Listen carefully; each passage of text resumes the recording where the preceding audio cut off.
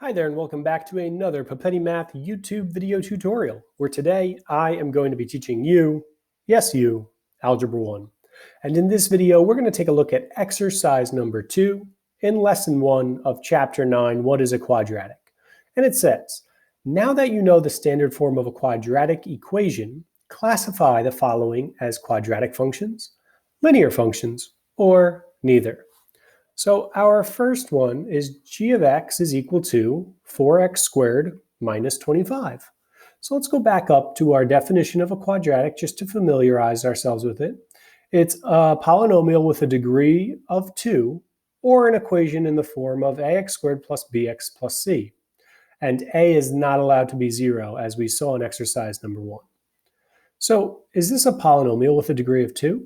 And the answer is yes. The highest exponent on our variable is a 2, so this sure is a quadratic.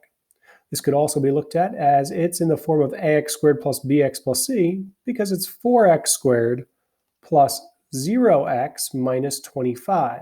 Remember, b is allowed to be 0, so that makes the 0 times x go away. It cancels out, and we're left with just that 4x squared minus 25, which is what we want. So this one right here is a quadratic function.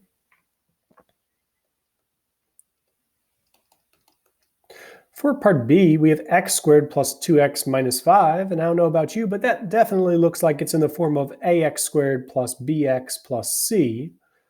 And it does have a degree of 2, so there's no other exponent that's higher than a 2 or less than 2 is the greatest one. So x squared is our largest exponent, so this is definitely a quadratic as well. So now we're going to look at part C, and in part C we have 16 minus 2x squared. And again, we're looking for our highest exponent here, our largest exponent, and that is also a 2 right there.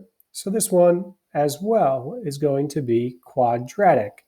And this is also in the form ax squared plus bx plus c, but it's just not in standard form. So if we want to write this in standard form, we'd have to put that negative 2x squared first, and then the plus 16. On part D, we have 2x to the third plus 4x squared minus 8. And now remember our definition of a quadratic. It says a quadratic function is a polynomial with a degree of 2. So that means the highest exponent, the largest exponent, has to be 2.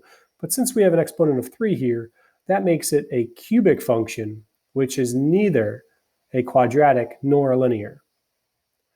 We have k of x equals 8x plus 7 on part E, and this should be familiar as an mx plus b equation because you have a coefficient in front of just an x term and then a constant.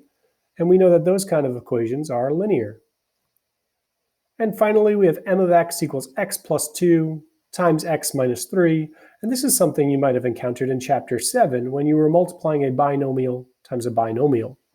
So if we want to go off to the side over here, and we want to write out x plus 2 times x minus 3 and then multiply that out, we'd get x times x is x squared. X times negative 3 is negative 3x. 2 times x is positive 2x, and 2 times negative 3 is negative 6. So if we combine our terms, we're going to get x squared minus 1x, or just minus x, minus 6, and that's going to be our simplified expression. And that expression right there is definitely in the form of ax squared plus bx plus c, so this one as well is going to be a quadratic. So just recapping really quickly, we have quadratic, quadratic, quadratic, neither linear, then quadratic. And if this video was helpful in determining if a function was quadratic, linear, or neither, please give the video a thumbs up. And now you're ready for exercise number 3 in this lesson on what is a quadratic. Thank you for watching.